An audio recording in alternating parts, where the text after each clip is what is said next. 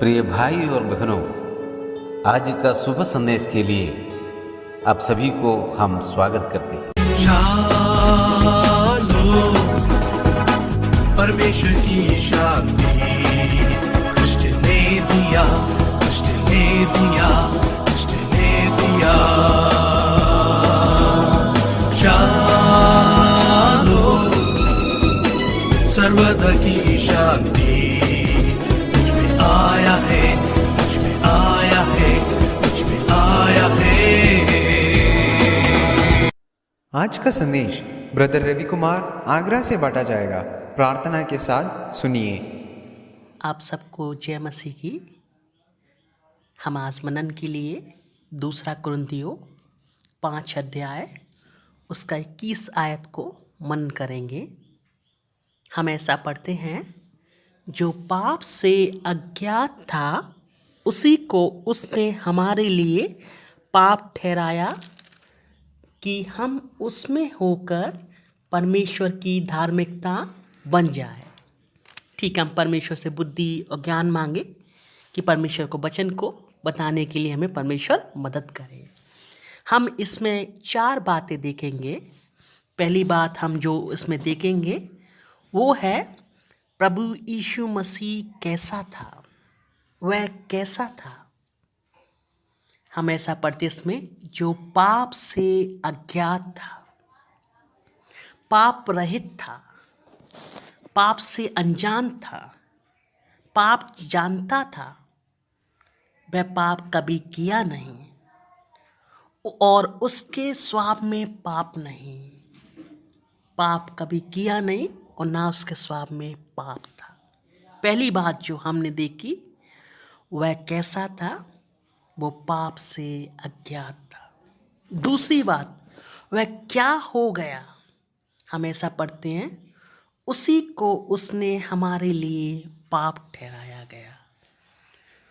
वह पाप ठहर गया, प्रभु यीशु मसीह क्रूस पर हमारे लिए पाप ठहरा दिया गया, हमारे लिए पाप बन गया।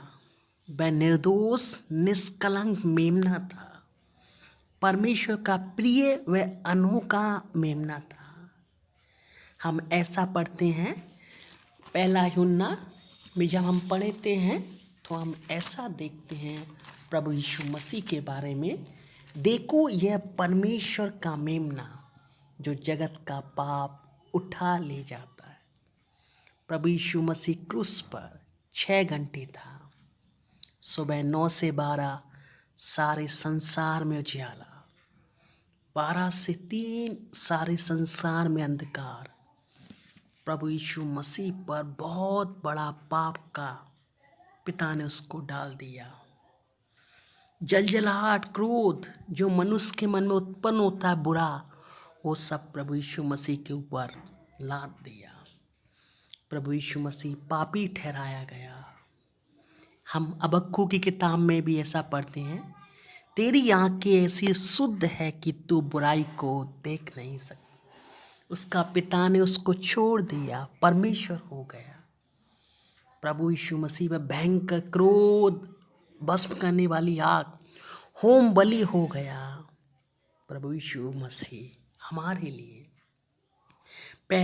और तीसरी बात जो हम देखेंगे वो है कि हम क्या हो जाए, हम उसमें क्या हो जाए, हम मसीह में हो जाएं। ऐसा हम पढ़ते हैं, हम उसमें होकर हम मसीह में हो जाएं। प्रभु यीशु मसीह में सारी आत्मिक आशीषें छिपी हुई हैं। सारी आत्मिक आशीषों का मालिक हमारा प्रभु यीशु मसीह है। सारा आत्मिक आशीषों का स्वामी प्रभु यीशु मसीह है। ऐसा हम पढ़ते इफिसियों की किताब में, हमारे प्रभु यीशु मसीह के परमेश्वर और पिता का धन्यवाद हो कि उसने हमें मसीह में स्वर्गीय स्थानों में सब प्रकार की आत्मिक आशीषें दी हैं। प्रभु ने हमें आत्मिक आशीषों से भरपूर कर दिया है मसीह में होकर। ऐसा पर जितनों ने मसीह यीशु का बपतिस्मा लिया, उन्होंने मसीह यीशु को पहन लिया। हम मसीह को पहने हुए हैं, कितना सुंदर बात है। और चौथी बात इसी में देखेंगे, हम क्या बन जाए? हम परमेश्वर की धार्मिकता बन जाए। ऐसा हम पढ़ते हैं, हम परमेश्वर की धार्मिकता। प्रभु यीशु मसीह ने हमें धर्मी ठहराया है। जब प्रभु यीशु मसीह ने धर्मी ठहराया है तो कितना सुंदर बात है। ऐसा पढ़ते हैं हम रोमी की पत्री में कि परमेश्वर की वह धार्मिकता जो यीशु मसीह पर विश्वास करने से सब विश्वास करने वालों के लिए है। सब विश्वास करने वालों के लिए है। ऐसा ही पढ़ते हैं, और जो यीशु पर विश्वास करे उसका भी धर्मी ठहराने वाला हो। प्रभु हमको धर्मी ठहराने वाला है। और हम क्या हो जाए? प्रभु में एक पवित्र मंदिर जिसमें प्रभु निवास करता है। वह मिलाप वाला तंबू जिसमें यहोवा परमेश्वर निवास करता था, आज प्रभु यीशु मसीह हमारे हृदय में निवास करता। पवित्र आत्मा जी का मंदिर हमको बनाया। इतना ही नहीं, हम उसमें आत्मिक घर बन जाए। प्रभु यीशु मसीह में आत्मिक घर होना कितना अच्छा बात है। तुम भी आप जीवते पत्रों के समान आत्मिक घर बनते जाओ, जिसमें याजकों का पवित्र समाज बनकर ऐसे आत्मिक बलिदान चढ़ाओ जो यीशु मसीह के द्वारा परमेश्वर के गण हो।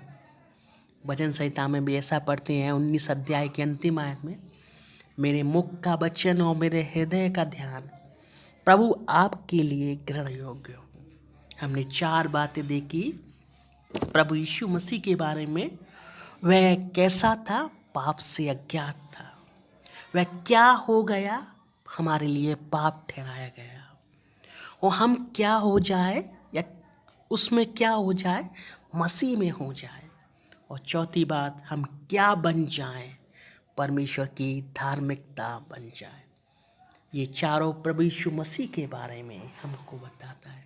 हमको प्रभु यीशु मसीह ने जोड़ा है इसमें, इसलिए वह पाप से अज्ञात था और हमारे लिए पाप ठहराया गया ताकि हम परमेश्वर की धार्मिकता बन जाए। परमेश्वर अपने वचन पर आशीष दे।